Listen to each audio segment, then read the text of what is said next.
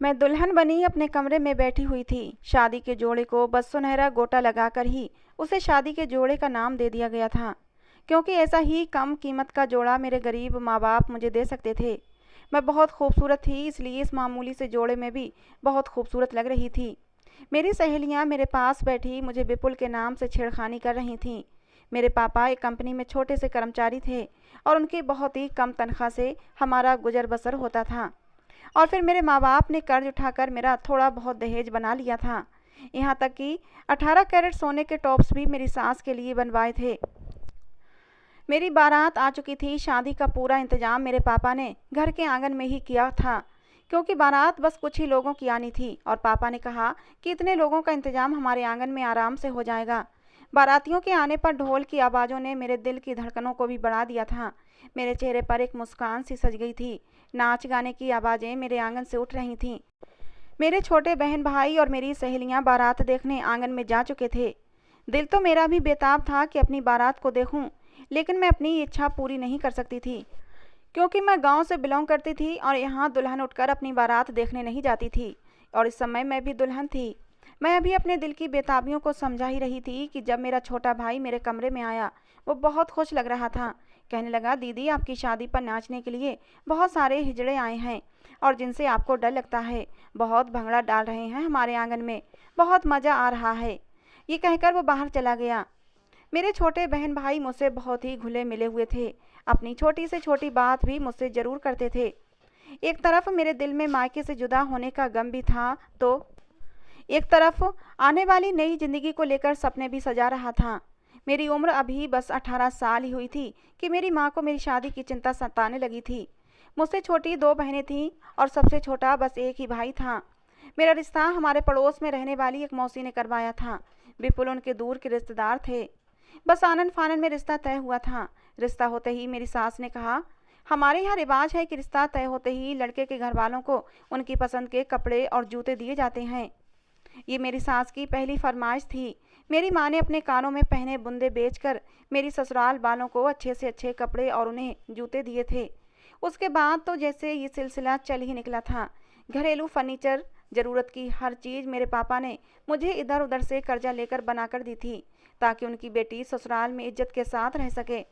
मैं अपने पापा की जितनी भी इज्जत और सम्मान करती उतना ही कम था। उन्होंने अपनी तरफ से कोई भी कमी नहीं छोड़ी थी। पापा हम तीनों बहनों को अपनी आँख का तारा बनाकर रखते थे। बाहर हल्ला गुल्ला हो रहा था और मेरे दिल में खुशी के लड्डू फूट रहे थे। सारी रौनकें मेरी आंगन में सजी हुई थीं। बिना देखे भी मैं बाहर होने वाले हंगामे से अंदर ही अंदर खुश हो रही थी कि अचानक से ढोल की आवाज़ें आना बंद हो गई थीं। एकदम से न जाने क्यों खामोशी सी छा गई थी, जैसे आंगन में कोई हंगामा हो ही ना रहा हो। और फिर मेरे दिमाग में आने वाले ख्याल ने मुझे दिलासा दिया कि शायद पंडित जी ने सब लोगों को हल्ला गुल्ला करने से मना कर दिया होगा और फेरों का समय हो चुका होगा। अभी मेरी सहेलियां मुझे लेने के लिए आएंगी और फिर मेरी शादी की रस्में शुरू हो जाएंगी। लेकिन फिर मेरे पापा के रोने की आवाज़ ने मुझे बेचैन सा कर दिया था। मेरे कमरे की खिड़की आंगन में खुलती थी, लेकिन मैं इस खिड़की के पास नहीं गई थी कि अगर किसी की नज़र मेरे ऊपर पड़ गई तो लोग क्या सोचेंगे कि कैसी दुल्हन है। लेकिन अपने पापा के रोने और गिड़गिड़ाने पर मैं बुरी तरह से घबरा उठी थी। मैं उठकर खिड़की के पास आ गई। मैंने जरा सी खिड़की खोल कर देखा कि मेरे पापा मेरे ससुर के पाँव में बैठे कह रहे थे, भगवान के लिए मेरी बेटी की बारात यूँ वापस लेकर मत जाओ। और ये सुनकर तो मेरे होश उड़ गए थे। वो लोग क्यों मेरी बारात वापस लेकर जा रहे थे? और ये सोचकर ही मेरा सर चक्कर खा गया था। मेरे दिल की धड़कनें अजीब सी थीं। मेरी सास और होने वाले पति के माथे पर भी बल पड़े हुए थे। मेरे ससुर कहने लगे, तुम लोगों को दामाद की इज्जत और सम्मान करना नहीं आता। मेरी बिरादरी वाले मुझे बातें सुना रहे हैं कि किस कंगाल लोगों में हीरे जैसे बेटे का रिश्ता तय कर दिया है। अब या तो आप लोग मेरे बेटे को दहेज में कार दोगे या फिर ये बारात बिना शादी और विदाई के वापस जाएगी। ये सुनकर तो मेरे सर पर आसमान ही गिर गया था।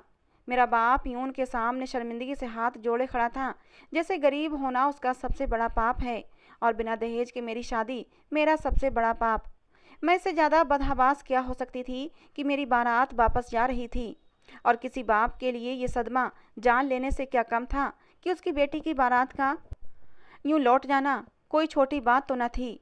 माँ बाप की इज्जत पर आँच आना वो तो अलग बात थी। एक लड़की के मुंह पर जो जिल्लत और रुसवाई का तमाचा पड़ता है वो अलग। दुनिया तो उसे न जाने किन किन नामों से बुलाती है। मार डालते हैं उसे जीते जी, उससे जीने का हक छीन लेते हैं, उसका दोबारा रिश्ता होना मुमकिन नहीं होता। सब यही कहते हैं कि जरूर लड़की में ही कोई कमी रही होगी जो यूं बारात वापस लौट गई। और जो फरमाइश उन लोगों ने की थी, मेरा बाप अपने आप को बेच कर भी उनकी फरमाइश को पूरा नहीं कर सकता था। हमारे जैसे गरीबों की बच्चियां इसी वजह से बाप की चौखट पर बुढ़ापे की दहलीज पर जा पहुंचती हैं, क्योंकि उनके माँ बाप के पास लड़के वालों की फरमाइशों की लिस्ट पूरी करने के लिए पैसे नहीं होते हैं। मैं तो यूं थी कि काटो तो खून नहीं। मेरी माँ मेरी सास के सामने हाथ जोड़कर अपनी इज्जत की भीख मांग रही थी। एक पल में ही हमारा घर खुशियों के बजाय गमों की तस्वीर बनकर रह गया था। वहाँ पर मौजूद सब लोग खामोश तमाशाई बने तमाशे को देख रहे थे, और वो इंसान जो मेरा ससुर बनने जा रहा था बेहिसी की तस्वीर बना खड़ा था। ऐसा कठोर दिल जैसे उसके सीने में दिल ही ना हो। मेरा पढ़ा लिखा पति अपनी जहालत का प्रदर्शन करते हुए मेरे बाप की इज्जत की धज्जियां उड़ा रहा था। कहने लगा, जब ये लोग मुझे अभी इज्जत नहीं दे रहे तो फिर शादी के बाद क्या देंगे। मुझे उस इंसान की इतनी छोटी और घटिया सोच पर अफसोस हुआ था कि इज्जत का संबंध केवल पैसों से होता है। जिनके पास देने के लिए ढेरों दहेज नहीं होता, वो क्या दामाद की इज्जत नहीं करते। मुझे आज ये बात समझ आ रही थी कि क्यों बेटी पैदा होने पर हम जैसे गरीब लोगों के चेहरे पर चिंता की लकीरें गहरी हो जाती हैं। क्यों बेटी के होने पर गरीबों के घर में मातम सा छा जाता है। वजह यही है कि बेटियों की खातिर बाप बिक नहीं सकते। मेरा दिल खून के आंसू रो रहा था। मेरे पापा के आंसू बहकर उनकी गर्दन से नीचे जा रहे थे और उनके जुड़े हुए हाथ बुरी तरह से कांप रहे थे। अपनी इज्जत की खातिर मेरा वो बाप जो गरीबी में कम रोटी तो खा लेता था, लेकिन किसी के सामने झुककर अपनी ज़रूरत के लिए भीख नहीं मांगा करता था, आज मेरी इज्जत की भीख किसी भिखारी की तरह मांगने पर मजबूर था। मुझे अब अपने पापा की हालत और देखी नहीं गई। मैं बहते हुए आंसुओं के साथ बाहर आंगन में आ गई। मुझे देखकर सब बाराती हैरत से एक दूसरे को देख रहे थे। मैंने जाकर अपने पापा के जुड़े हुए हाथ पकड़ लिए। मैंने कहा, पापा बस बहुत हो चुका। कोई ज़रूरत नहीं है आपको किसी के भी सामने खुद को झुकाने की। इन्होंने बारात वापस लेकर जानी है तो ले जाएं। मुझे खुद ऐसे घर नहीं जाना जो सारी ज़िंदगी मेरे बाप का दहेज जैसी घटिया रस्म के नाम पर खून चूसते रहें। मेरी बात सुनकर मेरी सास कहने लगी, तौबा तौबा, लड़की की ज़बान कितनी लंबी है। अरे दुल्हन तो बड़ी बेशर्म है, कितनी बेगैरती से मुंह उठाई यूँ अपनी शादी के लिए मना कर रही है। अच्छा हुआ जो इन लोगों की असलियत हमारे सामने अभी खुल गई। मेरी बात का वो औरत कितना गलत रंग दे रही थी। वहाँ बारात के साथ आई औरतें मेरी सास की हाँ में हाँ मिलाने लगीं और मेरे बारे में अपने अपने विचार प्रकट करने लगीं। मेरी माँ मेरे पास आकर मुझे चुप हो जाने के लिए कहने लगीं। वो लोग अपनी बारात वापस ले जाने लगे। मेरा बाप उन्हें हाथ पकड़ पकड़ कर रोक रहा था, उनकी विनती कर रहा था कि ऐसा मत करो, मेरी इतनी मासूम सी बच्ची बदनाम हो जाएगी, दोबारा उसकी बारात दहलीज पर नहीं चलेगी। भगवान के लिए मेरी बच्ची के साथ ये जुल्म मत करो। अपने बाप की बेबसी देखकर मेरा दिल कटकर रह गया था। मेरी वजह से जो गम उन्हें मिला था, मेरा जी चाहा जमीन फटे और मैं उसमें समा जाऊं। हमारे अपने मोहल्ले के लोग अब भी खड़े हमारी तरफ देख रहे थे। एक तरफ शादी में आए कुछ हिजड़े भी खड़े हुए थे जो शायद अपने पैसों के चक्कर में नाचने गाने आए थे। मेरे पापा वहीं ज़मीन पर ढेर हो गए। मैं जल्दी से उनके पास गई, उन्हें बाजू से पकड़कर सहारा देकर कुर्सी पर बिठाया। लेकिन मेरे पापा की रंगत बिल्कुल सफ़ेद सी हो गई थी। कहने लगे, मेरी बच्ची की बारात अब कभी नहीं आएगी, कोई उसे इज्जत के साथ ब्याह कर नहीं ले जाएगा। मेरी मासूम बच्ची का क्या दोष था, यही कि हम गरीब हैं, ज़्यादा दहेज नहीं दे सकते। न जाने उन्हें क्यों मेरा गम सताए जा रहा था। हालांकि मैं अपने पापा को तसल्ली दे रही थी कि पापा आप मेरी बिल्कुल भी चिंता ना करें, उल्टा आपको तो खुश होना चाहिए कि ऐसे लालची लोगों से आपकी बेटी बच गई। उनके हाथ और पूरा शरीर थर थर काँप रहे थे, उनके आंसू लगातार बह रहे थे। मेरी माँ और बहन और भाई सब रो रहे थे। अभी यही गम मेरे बाप से सही नहीं हो रहा था कि हमारे दरवाजे के सामने हलवाई आकर खड़े हो गए। कहने लगे, बारातियों के लिए खाना तैयार है, बारातियों को खाना कब खिलाना है आप बता दें, क्योंकि हम खाना तैयार करके रखेंगे जिससे कि गरम गरम खाना बारातियों को मिल सके। लेकिन अंदर का उदास माहौल देखकर वो लोग भी चुप से हो गए थे। मेरे पापा खड़े होकर मोहल्ले वाले और रिश्तेदारों से हाथ जोड़कर कहने लगे, अगर आप लोगों के अंदर थोड़ी सी भी इंसानियत है तो भगवान के लिए मेरी बेटी का हाथ थाम लो और उसे अपने घर की इज्जत बना लो। आप लोगों ने तो अपनी आंखों से देखा है कि मेरी बेटी निर्दोष है, उसकी कोई गलती नहीं थी। बस गलती मेरी है कि मैं गरीब हूँ और ज़्यादा दहेज नहीं दे सकता। मेरे पापा हर एक से हाथ जोड़ जोड़ कर विनती कर रहे थे कि कोई तो ऐसा इंसान होता जो मुझसे शादी कर लेता, लेकिन इतनी भीड़ में कोई भी ऐसा इंसान नहीं था जो आगे बढ़कर मेरा हाथ थाम लेता। सभी खामोश खड़े थे। सारे मोहल्ले वाले और जानने वाले कतराए हुए से अपने अपने घरों को चले गए थे। तब एक किन्नर मेरे पापा के सामने आकर खड़ा हो गया। कहने लगा, अंकल, अपनी बेटी की शादी मुझसे कर दें। मैं तो अभी अपनी बारात के वापस लौट जाने का ही मातम मना रही थी कि एक किन्नर से के मुंह से ये बात सुनकर तो मेरी रही सही हिम्मत भी जवाब दे गई थी। एक किन्नर से मेरी शादी कैसे हो सकती थी, सोच कर ही मेरे पूरे शरीर में झुरझुरी सी आने लगी थी। मुझे तो बचपन से ही इन किन्नर लोगों से बड़ा डर लगा करता था। मैंने अपने दिल को समझाया कि उस किन्नर ने मेरे पापा का दिल रखने के लिए कहा होगा। मेरे पापा तो ऐसा कभी नहीं कर सकते। मैं अभी यही सोच रही थी कि पापा उस किन्नर को बड़े गौर से देख रहे थे। फिर सामने खड़े पंडित जी से कहने लगे, पंडित जी, मेरी बेटी की शादी के मंत्र पढ़ना शुरू करें। और ये सुनकर तो मैं बुरी तरह से चक्कर खाकर रह गई थी। पापा ऐसा कैसे कर सकते थे? हाँ, मैं मानती हूँ कि उनके ऊपर जो दुख का पहाड़ टूटा था वो बहुत बड़ा था, बहुत बड़ा सदमा था उनके लिए। लेकिन मेरे ऊपर भी तो वैसे ही गम का पहाड़ टूटा था। अभी तो मैं वही नहीं सह पाई थी कि पापा की बात ने तो मुझ पर एक और पहाड़ तोड़कर रख दिया था। मैंने पापा के हाथ पकड़ लिए। मैंने कहा, पापा, आप क्या कह रहे हैं? मैं कैसे किसी किन्नर से शादी कर सकती हूँ? मुझे तो सोच कर ही डर लग रहा है कि ये किन्नर के साथ पूरी ज़िंदगी कैसे बिताऊंगी। मुझे तो इन लोगों से पहले से ही डर लगता है। मुझे याद आने लगा, जब हमारा भाई पैदा हुआ था तो पापा ने घर पर खूब सारे किन्नर बुलाए थे और मैं अपने कमरे का दरवाज़ा बंद करके डर के मारे अंदर ही बैठी रही थी। पापा कहने लगे, तन्वी, अब हमारी इज्जत तेरे हाथ है। तेरी 2 छोटी बहनें और हैं। अगर आज तू विदा होकर ना गई तो तेरी बहनों की शादी में भी रुकावट पड़ जाएगी। लेकिन मैं ऐसा कैसे कर सकती थी? मैंने कहा, पापा, ऐसा तो कभी हुआ ही नहीं है। मैं कैसे किसी किन्नर से शादी कर सकती हूँ? मेरी दोनों छोटी बहनों को बचाने के लिए आप मेरी कुर्बानी कैसे दे सकते हैं? पापा कहने लगे, मेरी इज्जत रख ले तन्वी। मैं रोने लगी थी। पापा मेरे सामने हाथ जोड़े खड़े थे और उनकी आंखों से आंसू बह रहे थे। और फिर ये सब देखकर मैं एकदम से चुप हो गई थी। मैं शायद पहली लड़की होंगी जिसकी शादी किसी किन्नर से हो रही थी और मैं थी कि मेरे शरीर में अब कोई हरकत ही बाकी नहीं बची थी। मैं अपने पापा के घर से अपना बेजान शरीर लिए विदा हुई थी। टैक्सी में पिछली सीट पर एक किन्नर के साथ बैठी मैं अपनी किस्मत पर आंसू बहा रही थी। उस किन्नर से मुझे बहुत ज़्यादा डर महसूस हो रहा था। वो 3 किन्नर थे जो मेरी बारात के साथ ही नाचने के लिए आए थे। मैंने तो आंख भर अपने पति को देखा भी नहीं था। एक टैक्सी ड्राइवर के साथ जो मेरा पति था वो अगली सीट पर बैठा हुआ था और 2 मेरे साथ पिछली सीट पर बैठे हुए थे। पूरा रास्ता टैक्सी में मेरी सिसकियां ही गूंजती रही थीं।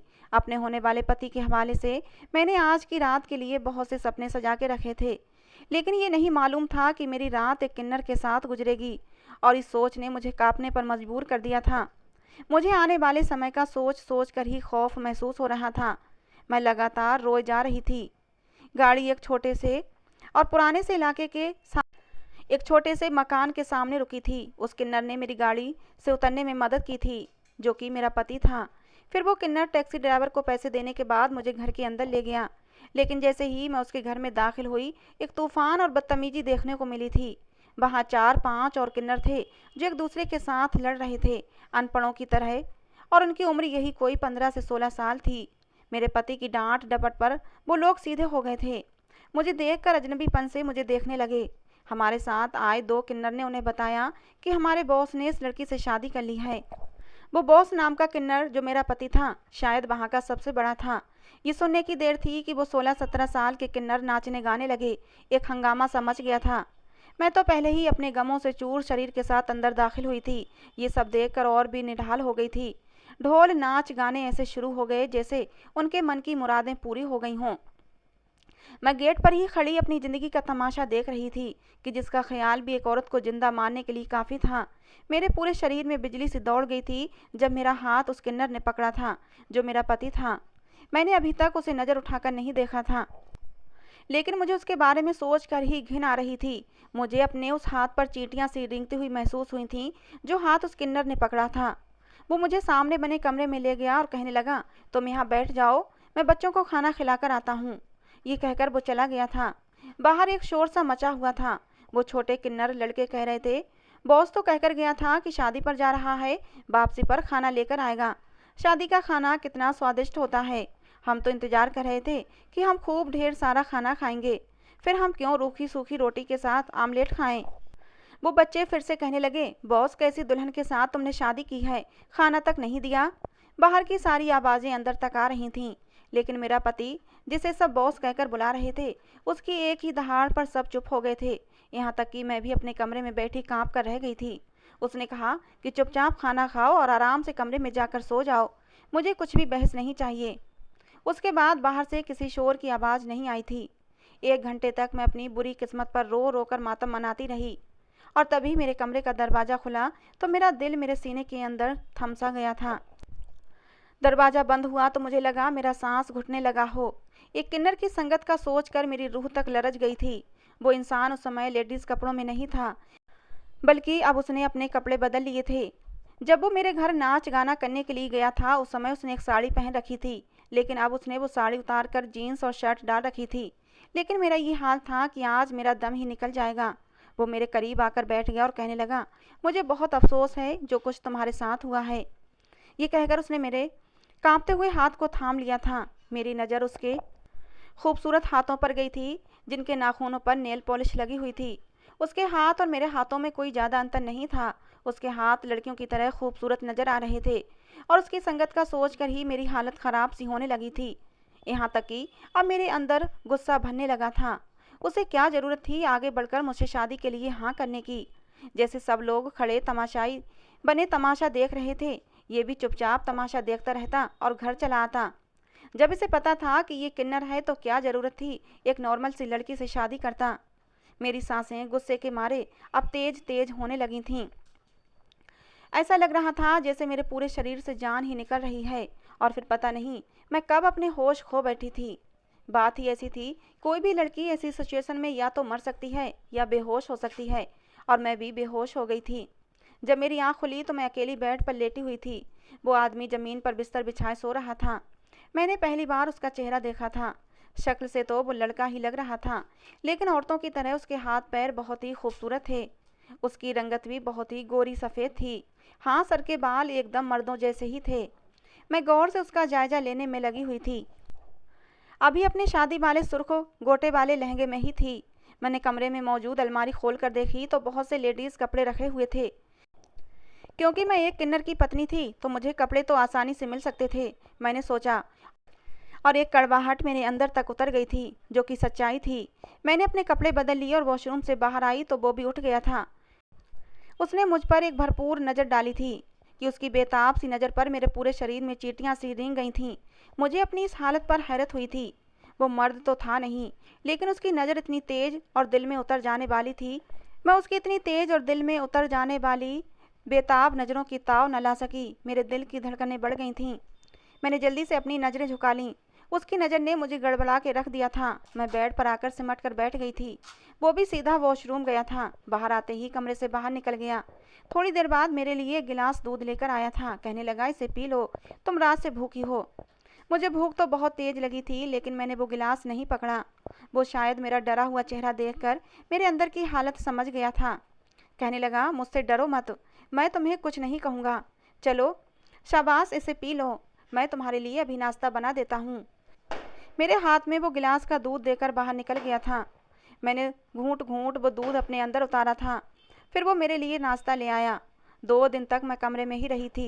मेरा बाहर निकलने का मन ही नहीं करता था। उस इंसान ने मुझे बाकी कुछ नहीं कहा था, यहाँ तक कि मुझे हाथ भी नहीं लगाया था। वो मुझे कुछ नहीं कहता था। मैं बेड पर सोती थी और वो नीचे चादर बिछाकर सो जाता था, लेकिन उसकी नज़रें मुझे उलझन में डाल देती थीं। अब मैंने किचन संभाल लिया था। मुझे हैरत इस बात पर होती थी कि जो कम उम्र किन्नर लड़के थे वो स्कूल जाते थे। मेरा पति उन्हें शिक्षा दिलवा रहा था। हालांकि जब भी वो वापस आते तो उनमें से 1-2 रो ही रहे होते थे। रोते हुए वो मेरे पति से कहते कि स्कूल में सब बच्चे हमारा मजाक उड़ाते हैं, हमारे टीचर भी हमें अजीब सी नज़रों से देखते हैं, तुम क्यों हमें स्कूल भेजते हो? हमें सारी ज़िंदगी नाच गाना ही तो करना है, पढ़कर क्या करेंगे? लेकिन मेरा पति कहता कि मुझे तुम लोगों को अच्छी शिक्षा दिलवानी है। तुम लोगों की बातों को अगर आज सह जाओगे तो जब तुम कल कुछ बन जाओगे तो यही लोग तुम्हें सलाम करेंगे। मुझे उस इंसान की बात ने हैरत में डाला था। वो 6 किन्नर थे, 3 20 से 25 साल की उम्र के और 3 15 16 17 साल के। धीरे धीरे मुझ पर ये राज खुला कि वो इंसान बचपन से ही उन बच्चों को पाल रहा है। इन तीनों बच्चों के माँ बाप ने उन्हें पैदा होते ही फेंक दिया था। मेरे पति ने ही इन बच्चों को सहारा दिया था और बचपन से अब तक पाल पोस रहा था। 3 किन्नर नाच गाने के लिए जाते थे। कभी कभी पूरी रात घर नहीं आते, कभी कभी देर रात से घर लौटते थे। और जो बच्चे थे वो घर पर ही रहते थे और अपनी पढ़ाई वगैरह पर ध्यान देते थे। मेरे पति ने मुझे नए कपड़े भी लाकर दे दिए थे। वो मेरा बहुत ख्याल रखता था। हमारे बीच बस एहसास का रिश्ता था। मैं भी उसके सारे काम चुपचाप कर दिया करती थी। लेकिन एक बार जो हुआ मेरे साथ, उसने मेरे होश उड़ा दिए थे। रात को तीनों किन्नर नाच गाने के लिए गए हुए थे और बच्चे अपने कमरे में सो रहे थे जब हमारे घर का दरवाज़ा जोर से बजा। जब मैंने पूछा कि आप कौन हैं तो आवाज़ आई कि दरवाज़ा खोलो, हम पुलिस वाले हैं। और ये सुनकर तो मैं डर गई थी। मैंने दरवाज़ा खोला तो 2 लड़के अंदर दाखिल हो गए। कहने लगे, हम इसी मोहल्ले में रहते हैं। जब से हमें पता चला है कि बॉस ने एक लड़की से शादी कर ली है तो हमें बहुत ही हैरत हुई। भला एक किन्नर लड़के ने शादी क्यों की? वो भला तुम्हें क्या खुश रख सकेगा? हमने सोचा कि वो तो किसी काबिल है नहीं, तो क्यों ना हम ही तुम्हें खुश कर दें, तुम्हारी ख्वाहिश को पूरा कर दिया करें। उस समय वो छोटे किन्नर भी सो चुके थे। मैं डर गई। मैंने कहा, मेरे घर से निकलो बाहर, वरना मैं शोर मचा दूंगी। लेकिन वो लोग मुझे ज़बरदस्ती कमरे में ले गए। मेरे चिल्लाने से वो तीनों बच्चे उठ गए थे। वो मेरा दरवाज़ा बजाने लगे। वो लड़के मेरी तरफ गलत इरादे से बढ़ रहे थे और तभी मेरा पति वापस आ गया। उसने मेरी चीख पुकार सुनी और तब दरवाज़ा तोड़कर वो अंदर आ गया और उन लड़कों को खूब मारा। कहने लगा, अगर मेरी पत्नी की तरफ आंख उठाकर भी देखा तो आंखें निकाल लूँगा। मैंने अपने पति का इतना गुस्सा पहली बार देखा था। वो लोग डरकर भाग गए थे। वो बहुत गुस्से में था। पहली बार मुझ पर भी चिल्लाकर बोला कि तुमने दरवाज़ा क्यों खोला? खबरदार, जो मेरी गैर मौजूदगी में तुमने दरवाज़ा खोला तो। मैं पहले ही रो रही थी, उसकी डांट पर और भी रोने लगी और कमरे में चली गई। रात जब वो कमरे में आया तो मैंने नाराज़गी से अपनी करवट बदल ली। मेरा कोई दोष नहीं था जो कुछ मेरे साथ हुआ था। और फिर मुझे ये देखकर हैरत हुई कि वो नीचे बिस्तर पर सोने की बजाय मेरे पास आकर बैठ गया और मुझसे कहने लगा कि आज मैं तुम्हें एक सच्चाई बताना चाहता हूँ, और वो ये है कि मैं किन्नर नहीं हूँ बल्कि एक नॉर्मल लड़का हूँ। मैं अनाथ आश्रम में पला बड़ा था, इसलिए पढ़ाई नहीं कर सका। लेकिन जन्म से ही मेरे हाथ पैर लड़कियों जैसे थे, चेहरा भी कुछ कुछ लड़कियों जैसा ही था। मैं बहुत खूबसूरत था। सुर्खों सफ़ेद रंगत, गुलाबी होंठ, बड़ी बड़ी काली आँखें। हर कोई मुझे देखकर लड़की होने का गुमान करता था। धीरे धीरे सब मुझे किन्नर समझने लगे थे। मैं बड़ा हुआ तो लोगों ने मुझे लड़का मानने और समझने से इनकार कर दिया। मुझे कोई भी काम पर नहीं रखता था कि तुम किन्नर हो और जानबूझकर लड़का बने हुए हो। फिर मुझे यही ठीक लगा कि अपनी ज़िंदगी ऐसे ही गुजार लूँ और ऐसे नौजवानों की ज़िंदगी संवारूँ जो सच में किन्नर हैं। उन्हें अच्छी शिक्षा दिलवाकर एक अच्छा नागरिक बनाऊँ, ना कि कोई नाच गाने वाला। मेरी ज़िंदगी यूं ही गुजर रही थी, लेकिन तुम्हारी शादी पर तुम्हारे पापा को रोते देखकर मुझे बहुत दुख हुआ। मुझसे रहा नहीं गया, इसलिए तुमसे शादी कर ली। लेकिन इससे पहले कि मैं तुम्हें अपनी हकीकत बताता तुम बेहोश हो गई थीं और फिर मैंने सोचा कि तुम्हें थोड़ा समय देना चाहिए। मैं उसकी बातें सुनकर हैरान हो रही थी। वो तो बहुत ही अच्छा इंसान था। उसने कहते कहते मेरा हाथ अपने हाथों में थाम लिया था। मुझे विश्वास ही नहीं था कि जो वो कह रहा है सच है। और फिर उसने मुझे अपनी बाहों में समेट लिया और मैं इनकार न कर सकी। वो पूरी रात मुझे अपने प्यार की बारिशों में भिगोता रहा। सुबह लगभग 8 बजे मेरी आँख खुली थी। मैं हड़बड़ाकर उठ बैठी। इतनी देर तक मैं कैसे सोती रही? शायद पूरी रात जागने का असर था। मैंने अपने सोते हुए पति की तरफ नज़र डाली। सोते हुए कितना प्यारा और मासूम लग रहा था। इस दुनिया में अगर बुरे लोग हैं तो अच्छे लोग भी हैं। कितना महान था वो। बेख्तियार ही मुझे अपने पति पर प्यार उमड़ आया और मैंने उसके माथे पर अपने प्यार की मोहर लगा दी। मेरे होंठों का स्पर्श पाते ही वो उठ गया और मुझे प्यार भरी नज़रों से देखने लगा। मैंने कहा, मैंने जो तुम्हारे साथ किया है, जो भी व्यवहार रखा है, उसके लिए मुझे माफ़ कर दो। मुझे तुम्हारे साथ ऐसा बर्ताव नहीं करना चाहिए था। उसने मेरे दोनों हाथ थाम लिए और चूमते हुए बोला, मुझे तुमसे कोई गिला नहीं है। कोई भी नॉर्मल लड़की की शादी अगर किन्नर से हो जाए तो उसका यही रिएक्शन होगा। इसलिए मुझे तुमसे कोई भी शिकवा शिकायत नहीं है। मैंने सुकून से उसके सीने पर सर टिका दिया। आगे की ज़िंदगी मेरी बहुत ही हंसी खुशी गुजरने वाली थी। तो दोस्तों, ये थी आज की हमारी कहानी। आपको कैसी लगी ज़रूर बताना। पसंद आई हो तो प्लीज़ लाइक करना। रोज़ एक नई कहानी सुनने के लिए हमारे चैनल को सब्सक्राइब करना। कहानी को अंत तक सुनने के लिए आप लोगों का बहुत बहुत धन्यवाद दोस्तों।